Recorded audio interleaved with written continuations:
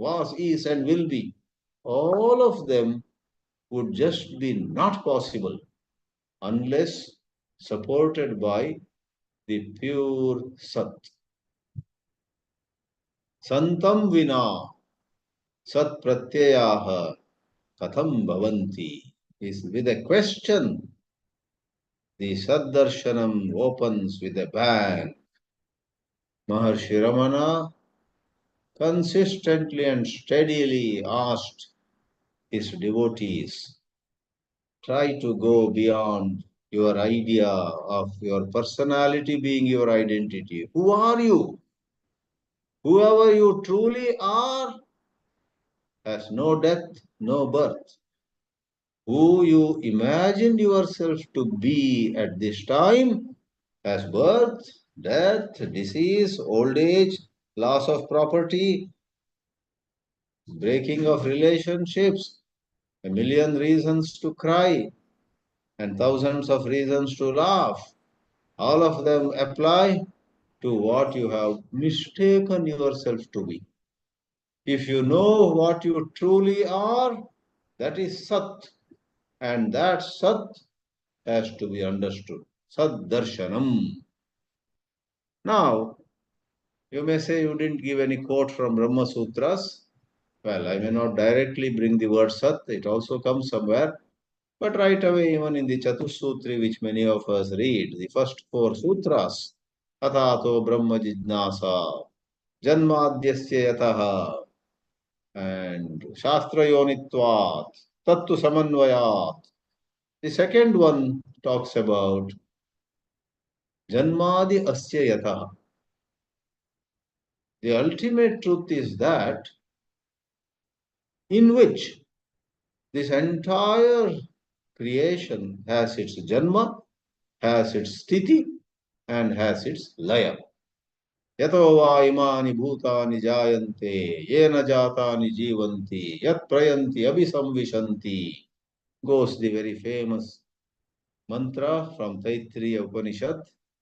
So, the very second mantra, Janmadyasya Yataha, points out the second sutra of Brahma Sutras, which has some 555 sutras. The second sutra points to a certain pure existence from which emerge countless appearances. Now we go for a little more detailed treatment of Sat, resorting to a famous line again, a famous mantra from the second Valli of Taittiriya Upanishad. Taittiriya Upanishad, if you take just Brahmananda Valli, is, let me say, solid stuff. Brahmananda Valli, if you study Brahmananda Valli carefully, with patience, spend half an hour daily on Brahmananda Valli, preferably with Shankara's commentaries, a lot of things become clear.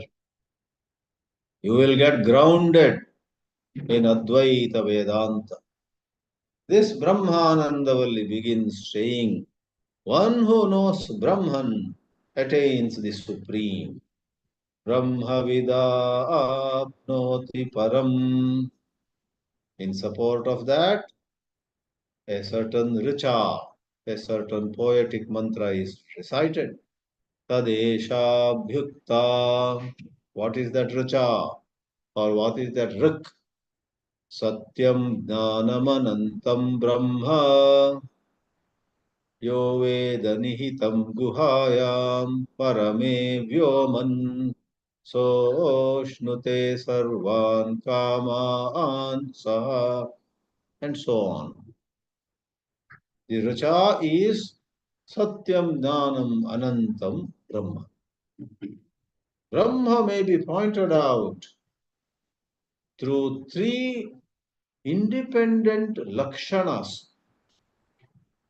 In his commentary on this portion in Taittiriya Upanishad, Shankarāchārya first calls satyam, jnānam, anantam, which correspond to sat-chit, and with a little adaptation, Ananda. Satyam, jnānam, anantam are visheshanas. They are adjectives, he says. And he himself gives an example. Neelam mahat sugandhi utpalam. A blue and a big and a fragrant lotus. Blue is an adjective. Big is an adjective. And fragrant is also an adjective to a certain lotus. Someone may say, yesterday I collected at such and such place a blue, big, fragrant lotus. And then when the Pura Pakshi, the imagined opponent in the Shankara Bhashya, questions the Siddhanti, well, how can Sat-chit and Ananda or Ananta be adjectives? Normally we use adjectives and suppose we say blue lotus. Blue is an adjective, agreed. But when you say blue lotus, there is also a red lotus, there is also a white lotus. Are there therefore some other Brahman of some other kind? Satyam Brahma and some other, Asatyam Brahma? Then Shankarāchārya says, hold on, wait a minute, have patience, O Purva Pakshi.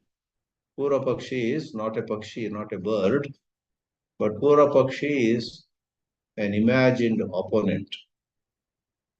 Such an opponent is imagined because in the world there are many who ask such questions. Representing all of them, a character is brought in the Bhashyas. That character asks sometimes nasty questions, sometimes decent questions. And the one who represents the true school is the Siddhanti. The Siddhanti answers. Both are written by Shankara only.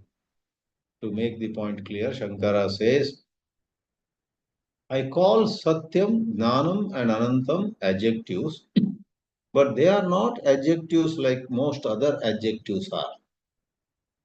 These adjectives do not separate what we are pointing out from another of the same kind.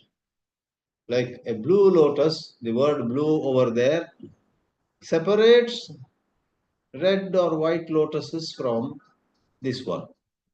In the case of Brahma, being called Sat, Sat elsewhere and Satyam in Brahmananda Valli are one. So the adjective which I would prefer to call Lakshana, he says, pointer. Let me not restrict it to Visheshana. Visheshaneshu api etat Lakshanam. And the uniqueness, the Purvapakshi asks, what under the sun is the difference between a Visheshana and a Lakshana? Adjective and a pointer. The Siddhanti says. A Visheshana, an adjective like blue, makes or leaves room for a, as we said, red lotus or white lotus. But a pointer like Satyam Brahma doesn't leave room for anything else.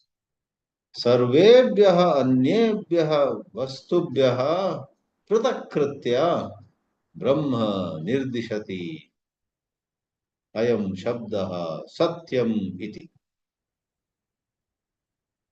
That is the uniqueness. Therefore, this satyam Brahma is to eliminate everything else. And jnānam Brahma, again to eliminate everything else in that context. We will see it in the next webinar, light on jnānam, then anantam also. And especially Shankarāchārya sums up the discussion saying the satyam, jnānam and anantam are parasparam nirapeksha. Whereas his own example earlier given to say what an adjective is, Neelam Mahat Sugandhi Utpalam. Utpalam means lotus. Blue, big and fragrant. So there may be many fragrant lotuses lying over there. I say among them pick up the blue. There may be many big lotuses. There also I say among the big ones pick up that one which is blue. There may be many blue lotuses. Among the blue lotuses, please pick the big one and get it for me, etc. So there is a certain sambandha. Among the blue, pick the big one. Among the big ones, pick the blue one. Among the big and blue ones, pick the fragrant one. But here, it is parasparam nirapeksha. Sat alone can point out Brahman. You don't say among several Sat Brahmans, give me that which is jnānam. Among the several Brahmans, which are all jnana, I think that fourth one over there is satyam. Pick me that and pick that for me and bring me. No, no, no. The word Sat is so powerful, it eliminates everything else. Then you may have a question. Purvapaksha also asked that, I guess. If it eliminates everything, then it may eliminate jnana also. It may eliminate ananta and ananda also. Well, it would have done so if jnanam were different from satyam. But the truth is, whatever is satyam itself is jnanam. And for that you go to Upadeshasara, Ramana Maharshi, who did not study Shankara Bhashyas, but probably after some discussion with visiting scholars and verifying it in the light of his own experience, his own insight, he came upon the insight which set him totally free. Then he said, there are two words used, but they are no different. Sattva-bhasika chitkva-vetara sattaya hi chittaya yaham is the 23rd verse in Upadeshasara. Sattva-bhasika chitkva-itara. Can there be a consciousness which is separate or other or a second thing that would illumine Sat? Sattva Bhasika. Illumining Sat, can you imagine Chit consciousness 1 inch away from it? No way. Sattva Bhasika Chit Kva Itara. Sattayahi Chit. Chit exists as Sat only, Sat exists as Chit only.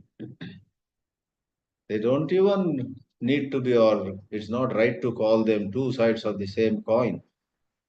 If you hold a coin and in such way that one side is to the right and another side is to the left, there is distinguishability. The right side is not the left side of the coin, the left side is not the right side, the heads are not tails and the tails are not the head. But in case of Brahma, it is Sat and it is itself right away totally 100% Chit also. Sat itself is Chit. Chit itself is Sat. Sattaya hi Chit. Sadrupena hi Chit tishtati. Chidrupena eva Sat vartate. Sadeva Chit. Chideva Sat. Therefore, when you say Sat eliminates everything, it doesn't eliminate Chit because Sat itself is Chit. Right. So, that resolves that issue. Now you may say all this is fine, but what is this Sat? Sat, you call it Sat or you call it Satyam, Satya. What is Satya? We take refuge under Bhagavan Bhashyakara Ādya Shri Shankarāchārya. In Gita Bhashya also he gives this definition, but I quote from Taittiriya Bhashya, Yadvishaya buddhihi vyabhicharati tad asat. Whatever has such nature that at one point you have a certain idea about it, and then you realize at another point of time, oh, it is something else. So take for example the famous illustration of Chandogya Upanishad. Uddālaka talks to Shwetaketu. And he talks about things made of mrittika. Mrittika means clay. Out of clay, you make a pot. Out of clay, you make a pitcher, a plate, a little doll. The doll is not the plate is not the doll. Both the doll and the plate are not the pitcher or the flower vase, etc. So one moment you say, oh, I know Mritika, it is of the shape of a pot. Next moment, say that somebody shows you a flower vase. Yeah, yeah, clay is this flower vase. So the idea, this is a pot, that is a flower vase, this is a pitcher, that's a doll, a little girl's doll. They all contradict or they vary. But pot or clay or pot or pitcher or plate or flower vase or anything else, it is clay, clay, clay, clay. So the clay buddhi, if you are able to see clay, you see clay, mrittika. Therefore, there's the famous sentence, Vacharambanam vikaro namadheyam mrittiketyeva satyam. Swami Chinmayananji went around and occasionally took such portions in his morning classes. And when he found that half the class was going to sleep at this philosophical discussion, he would make it interesting. He would say, the pot with its name and form, the pitcher with its name and form, the flower vase with its name and form are different. But the truth among them, if it's in India, we use the word mud for clay. I guess in the West, mud means some dirty, you know, mud is not clean soil. So, mud. We used to say the pitcher and the pot and the plate and the doll are all false. Those forms don't stay. Mud alone is truth. Madeva satyam, he would roar. The hall would reverberate with his loud voice. Madeva satyam. That is when those sleeping minds have a slight awakening. What is this? Why did he roar? And why some are laughing? And so on. Mrittiketyeva satyam. Mrittika iti eva satyam. So yadvishaya buddhihi vyabhicharati. A moment you thought it's pitcher, next moment you look here, oh, this is also clay. Acha, this is a doll. Whereas if you were to see what it is made of, what essentially it is, mind you, Vedanta is essentially our journey from ideas we may have about ourselves to the truth of what we are. Therefore, yad vishaya buddhihi vyabhicharati tad asat, yad vishaya buddhihi na vyabhicharati tad sat.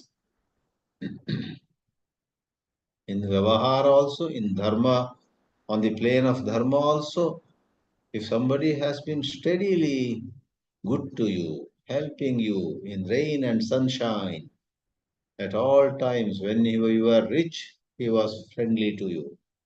And God forbid you became poor, then also he is very friendly. Then you say that is a true friend. A true friend doesn't walk away from you if you go from richness to poverty or fame to a bad name, etc. Na vyabhicharati. Vyabhichara means dump and go. One day you are very close, another day you say tata, bye bye, see you, good luck. You walk away. That is called vyabhichara. Shri Krishna in the Bhagavad-Geetā demands from us bhakti avyabhicharini. He says, I value that love which is steady, which doesn't stray. Love God steadily. Love God without even reason. love God without any logical basis, etc. Topics like logic of spirituality are only to entice beginners. On higher levels, it is not logic, nor is it illogical, it is above logic. Religion is not against reason, said Radha Krishnan. Religion is beyond reason, not against reason, but beyond reason. In the same way, Shuddha Brahmajnana is beyond reason, and Shuddha Bhakti also is beyond reason. Why do you love God? The advanced devotee says, I don't know. It is only the half mature person says, you know why I love God is in 2003, I prayed for something and I got it very next week. And then since then I have been loving God. Stupid.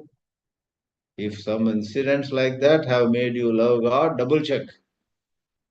Hopefully, though that incident made you love God, very soon your love grew to such intensity that you don't even care what you got or what you did not get, then it's fine.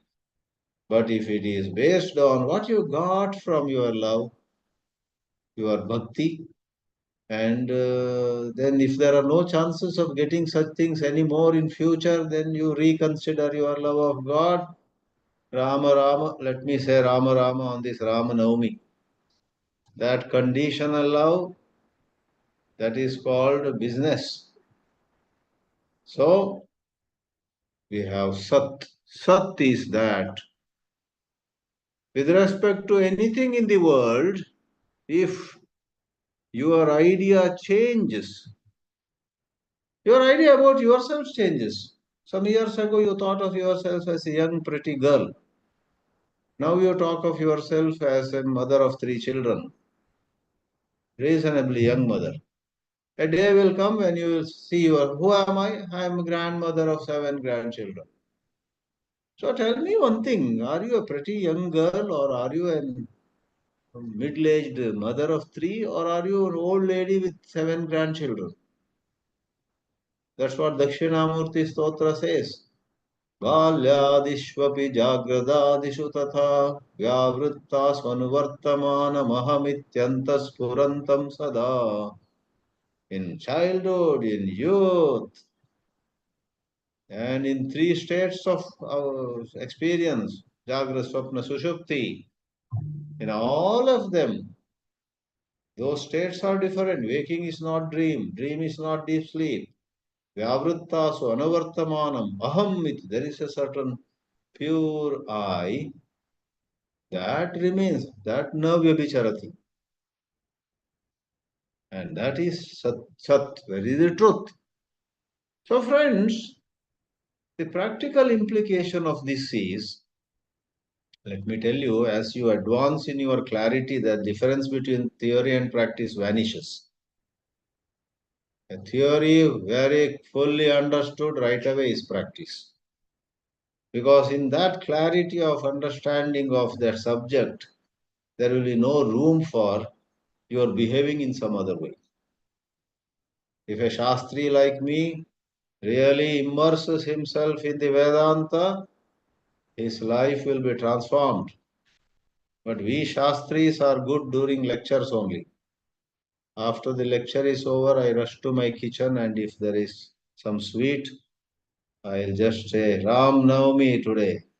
Rama, protect me, I'll eat this sweet, though I am diabetic. But if the clarity, if the appreciation, if the enjoyment, if the steady immersion, they call it, if we immerse ourselves in Vedanta, Vishaya Sakti will have no room. If you immerse yourself in Rama Bhakti, you will not be worried, you will not be paying much attention. There is a gulab jamun over there. You see it and next moment again you think of Rama. Forget the gulab jamun. Bhakti or jnana. Either of them can dramatically transform us. But we are clever people. We don't allow bhakti to come too near. We don't allow jnana to come too near. We safeguard our ego. Our ego is protected by 7 layers of what you call it, antivirus, anti so many, antibacterial software. Therefore, we do not change. Krishnamurti once said, truth enters your house like a robber. Truth enters your house like a robber. Truth is a robber. What a comparison. Calling truth robber? Not in good taste, you may say. But J. Krishnamurti spoke a lot of things not in good taste anyhow. He spoke the truth in ways that were not in good taste. So by comparing truth with a robber, what he meant was, robbers don't ask your permission. Tomorrow afternoon, 3 o'clock, shall I come? Robbers just come. Maybe during daytime itself with a pistol or revolver or a dagger, and holding it, they take out. So why do you compare it with truth? When you are receptive, when you are open, truth will simply sweep you away, sweep you above the ground. Be receptive. In fact, J. Krishnamurti also added that in that same quote. Truth is like a robber, but the problem with you is you have built houses with too strong walls. Don't have such too strong walls. The robber called truth cannot enter them. Do you want truth? Make your walls thin. Be vulnerable. One of the hard to understand teachings of J. Krishnamurti was be vulnerable. Normally, elsewhere we hear be strong, be invincible, be impenetrable. Nobody should be able to penetrate into your house or your fort. In olden days, kings had forts and no one could penetrate. Elephant could come and hit that wall, but the wall would stay strong. That context is different. Here it is not about protecting the physical property, physical capital city, and so on. Here, the asat that is holding us hostage should not be protected. Something in us, the sattva in us, should make us vulnerable, open, receptive. And here comes the robber who is truth. And truth easily breaks all the shells and takes us up above, free. We must give a chance to truth to free us. But even as we see truth approaching us from 10 meters distance, we lift our shield, we take our sword, we wear our, the soldiers wear some caps or some headgear. Even if somebody hits with a sword, nothing happens to the head. Helmet kind of thing. So we guard ourselves against the attack of intrusion of truth. Alas, therefore we never realize truth. Anyway, let me conclude saying the so-called practical implication, in a manner of saying, is we are overly attached to our sakara rupa. We are overly attached to the sakara rupa of this creation. With due respect to the sakara rupa, in spirituality, we must appreciate nirakara tattva, nirakara satya. The nirakara satya is this, is satyasya satyam, you may say. The Dvaita school regards Jagat Satyam. Sriman Madhvacharya said at his loudest voice, Jagat Satyam. Sriman Madhvamate Hari Parataraha. There is a shloka. Somebody else wrote it. It gives the 9 cornerstones of Madhvacharya's Dvaita philosophy. In Sriman Madhvamata, Hari, Vishnu is the topmost, and something else. Then there is a line, Jagat Satyam. This created universe is real. In Advaita Mata, we also highly appreciate this great creation, but we say there is Satyasya Satyam. There is a truth above this truth. Satyasya Satyam. And Satyasya Satyam is an expression, is a Veda mantra. It comes in the 2nd chapter of Brihadaranyaka Upanishad. Before you get into that Drupta Balaki and Ajata Shatru Samvada, there is one Anuva Brahmana section. There you have this Satyasya Satyam. Pranaha Satyam, Atma tu Satyasya Satyam. Prana is true, but Atma is a higher truth. And in the light of the higher truth, which is Nirakara, Sakara goes into or fades into insignificance. Therefore, to conclude, Sat in the threefold expression sat-chit-ānanda or satyam, jnānam, anantam stands for that pure principle of existence. All the other existences are expressions of this. Scratch the surface, you find the pure principle of Sat, and that itself is bliss, that itself is all-knowing, that itself is the seat of liberation. As long as you embrace Sakara and take it to be everything, sorrow will not end.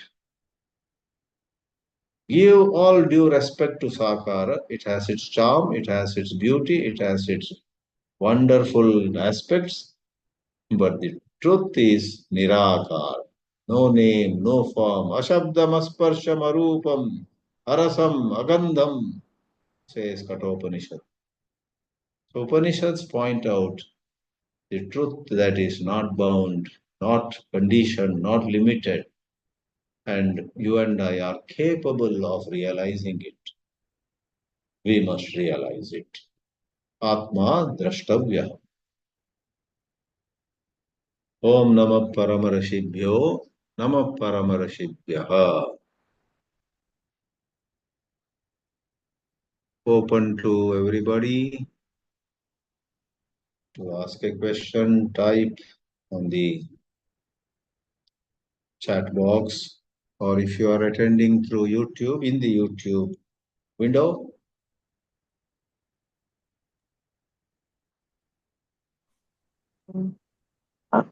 Swamiji, Yes. Pranam Swami. Namaste.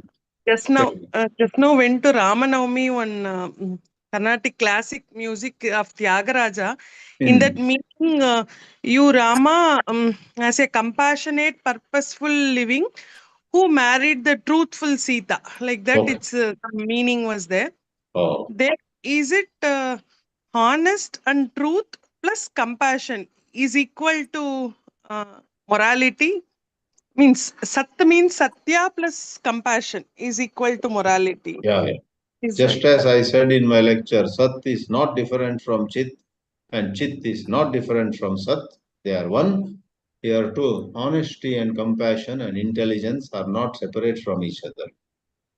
So, conscious, compassionate, truthful compassion is called Dharma. Correct. As you go higher, you find all of them are so closely interrelated. They merge. Only on lower levels, somebody could be honest but not compassionate. You may say, my uncle is very honest, but he is quite cruel. That is on a lower level of consideration. If his honesty is more inclusive, that harshness will go away from you. That cruelty towards any animals or plants or human beings cannot stay. So Every So, value can be taken to a higher level, certain more purified level. See, elsewhere in, you're talking of morality, elsewhere in morality, the cardinal values that they talk of are satya, ahimsa, and brahmacharya. And there also, if you are into satya on an high level, then ahimsa will automatically happen. A true satyavan cannot be himsaka. A true satyavan cannot violate brahmacharya. It's only on lower levels, To an extent you are truthful. Then to an extent you violate brahmacharya. To an extent you do himsa. So satya, ahimsa and brahmacharya, the cardinal values, are inseparable as you go to higher levels. Because suppose imagine you speak a truth. That day you get something done. Next day you find that the other person came to know and is so sad that you told him a lie. And if you really care for ahimsa, then you don't want to hurt him anymore. Then here onward you won't tell him untruth. So your tendency to tell a lie is brought under control by the powerful ahimsa in you. Other way around also. If you are very committed to brahmacharya, then satya and ahimsa will automatically get strengthened. But if you do lip service, some kind of surface, then all those get violated, all that get compromised, all of them will be in some bad shape. Maybe you can fool a few people, but those who see that you have no morality. So, and Atma is Sakara, Paramatma is Nikara. Means even Atma is Nikara. No, in Advaita Vedanta, Atma, Paramatma both are essentially Nirakara. And both Atma and Atma becomes, let's say, Devadatta, a man.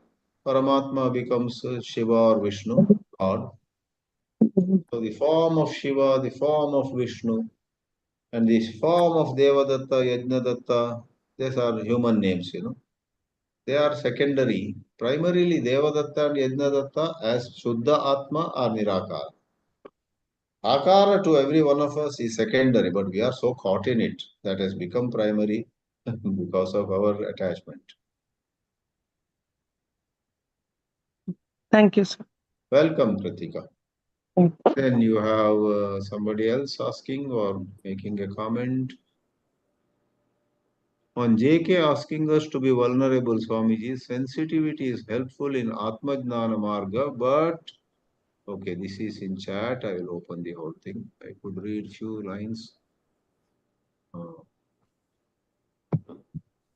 Okay, here.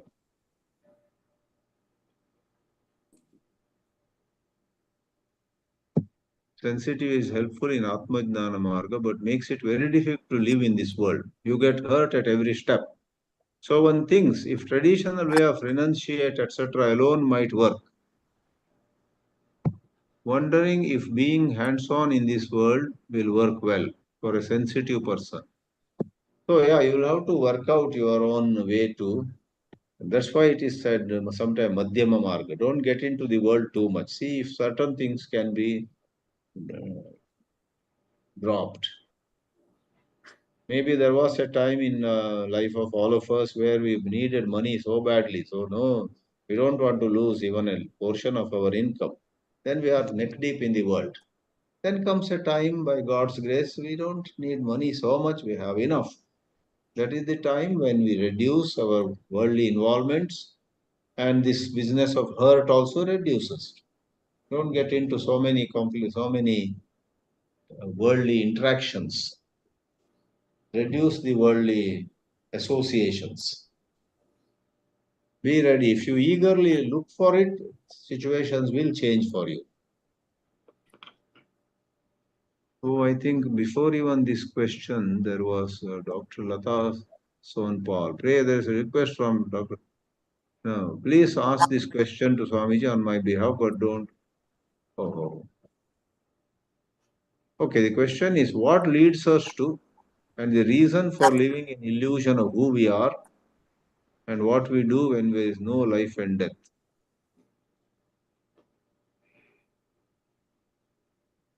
The question is not clearly put.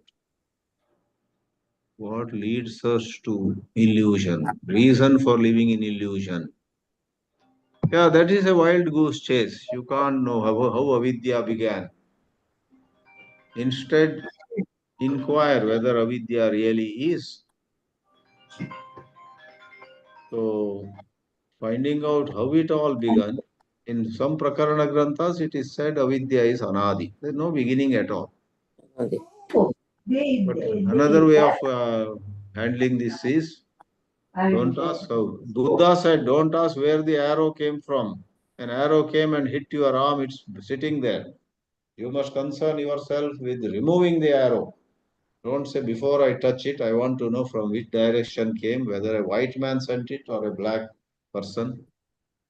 Don't waste time in that. Remove the arrow. Like that in Advaita Vedanta also, it is said, if it were real, you must spend time on its history. Since it is unreal, you must only be concerned with removing it. Prapancha is not real in the Advaita Vedanta. Prapancho yadi vidyeta nivarteta nasamshaya, says Gaudapada. If it really is, then it's a different question. But if you see this, don't worry, it will go on its own. You become Atmanishta. Anchor yourself. In Bhakti Marga, it is said, oh, Prahlada just did that. He just held on to Hari. In fact, he delegated the hard part of it to Hari. You do hard part, he'll just hold on to you. Lovingly, I'll hold on to you. Okay, so that was...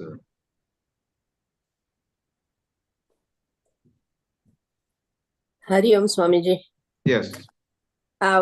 Just now, as you were discussing, why, where did the avidya start and all that, but also there is an understanding in order to manifest.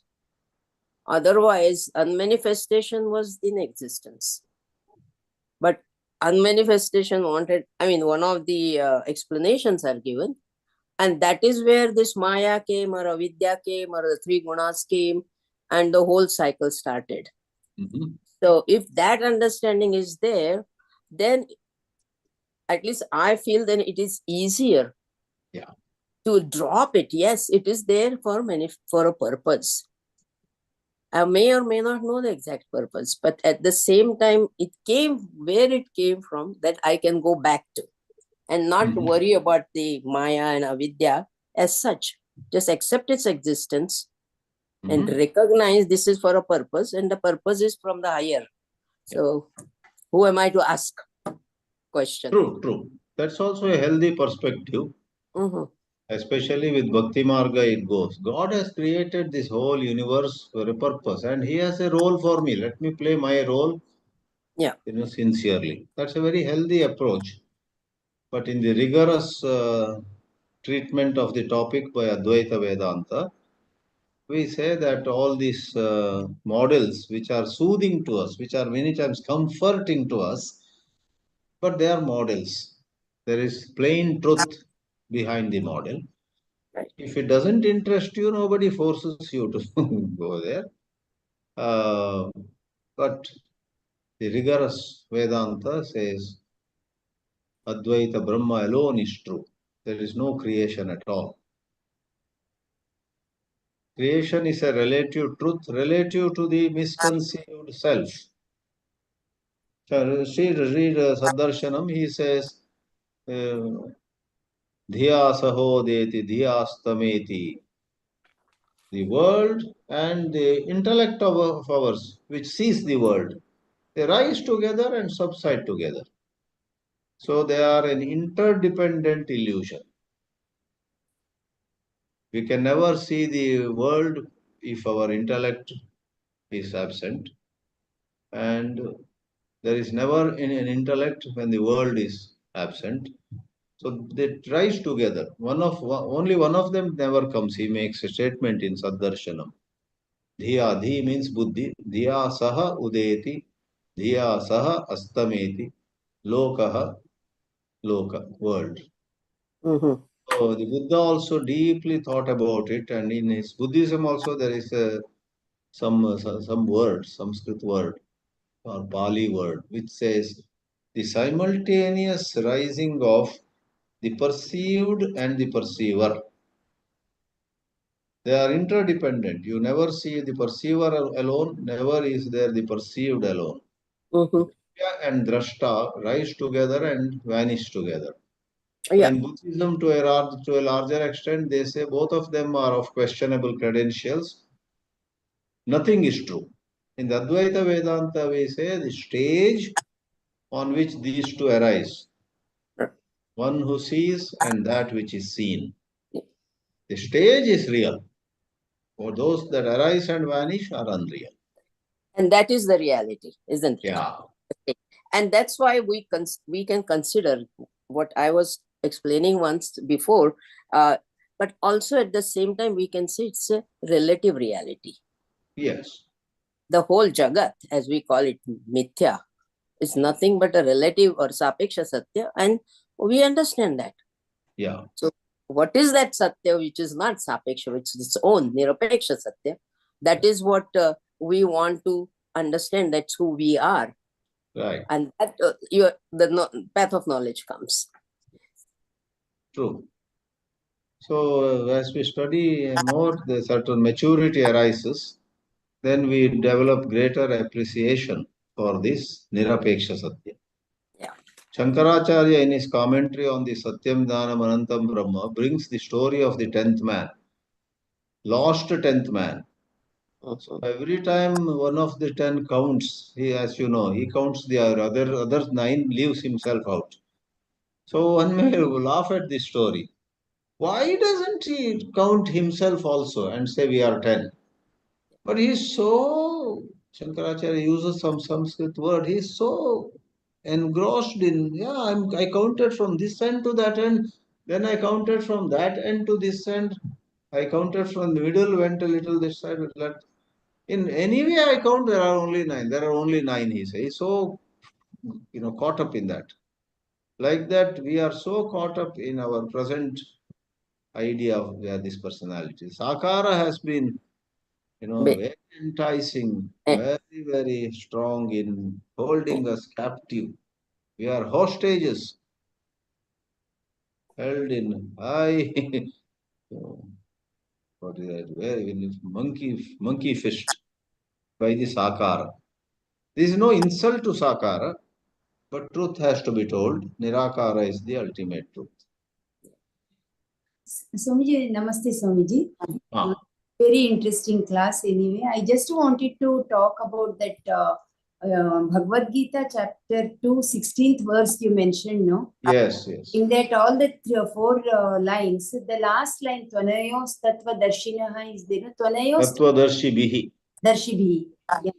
Tvanayos stands for what, Swamiji? That's what, when I recite, breaking the meter, I say tu, then anayoho. Anayoho means of these two. In dono ka. So anayoho tattvam, tattva darshibihi drishtam. That is, seers of the deeper truth successfully see the distinction between Sat and Asat. Anayoho means of these two. Which are these two? Sat and Asat. Yeah. Sataha, Asataha cha, Antaha, the inner truth. Drishtaha has been seen. Tattvadarshibhi is passive voice. By the seers, the truth is seen. In other words, the seers see the truth of this. Both. Thank you. Okay, we ask Ravindra Murthy to speak. Yes. Raise the hand. Go ahead.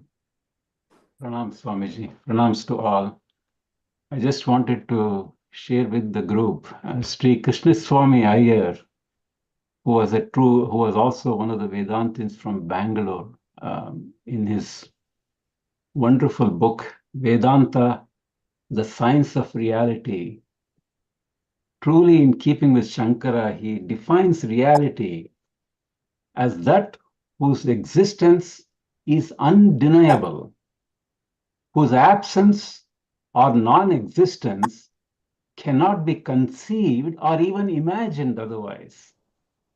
And he says we are that because that is the fundamental truth from which we all start.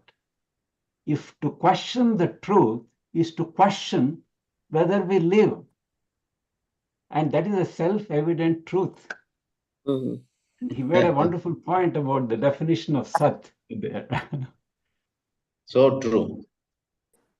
Yeah, this Krishna Swami Iyer only made a tremendous impact on a gentleman who later became Swami Satchidanandendra Saraswati. Certain inputs went from Krishna Swami Iyer to the man who later became SSS. True. That Vedanta, the science of reality, right? Yeah, that's a book by Krishna Swami Iyer himself. Then later, Swami Satchidanandendra Saraswati wrote a number of books elucidating Shankara Vedanta in with some differences from how everybody else does. Okay, so let's see. There is somebody has said, I have reduced Vyavahara, early retirement, single life, living simple, etc. Still, expectations of parents, expectations of society, etc. keep troubling me. Social media, internet world sometimes feels terrible. Can you explain further? No. Yeah, that's true. That see, but we all have great intelligence deep within. We have to tap from it. We have to tap our own inner intelligence. Pray God, but then you are uddhared atman atmanam. We may fall 100 times, but nothing should prevent us from being careful the 101st time. So this social media, this internet, this parent, this society, all of them can be put to place by starting small and growing big. Start small, as I say, study 15 minutes, do pranayama for 15 minutes. 15 minutes, do yogasana without fail. The energies in you get reorganized. Then they come to a certain optimum level. Then the same parents, the same society, the same internet which were making you bow down will bow down before you. You become stronger. So you have to rediscover your energies possible. Can you explain further? JK asking us to be vulnerable. Vulnerable is here in the sense of being open rather than being on guards. Somebody wants to say something, before even he says, don't tell me anything. I don't need any advice from you. Don't. That is called opposite of vulnerable. Vulnerable in the healthy sense of, if somebody, wants to say something, so we say, please tell me, but don't take much of my time. Tell me what it is briefly. You want to warn me, you want to caution me. What is it about? Give him a chance. Like that, being vulnerable means giving truth a chance. Give chance to truth. Don't say, I don't want to hear anything. I know everything. Ish, don't disturb. That kind of, either because of worldly attachments or because of some too strong an allegiance to some other philosophical system, you don't want to listen to anybody. That is opposite of vulnerability. Vulnerability is simply receptive, open. Krishnamurti uses a strong word there. All right. Any last comment or question?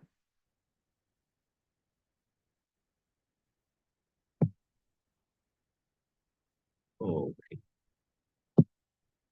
Wonderful. I really appreciate the interest shown by all of you. So next webinar, 2 weeks from now, we will take a look at decoding chit. What chit or jnānam mean in the Vedanta. Harihi Om. Jai Shri Ram. Shri Ram, Jai Ram, Jai Jai Ram. ధన్యవాదాలు స్వామీజీ. Thank you, Swamiji. Hari Om. ధన్యవాదాలు. Okay.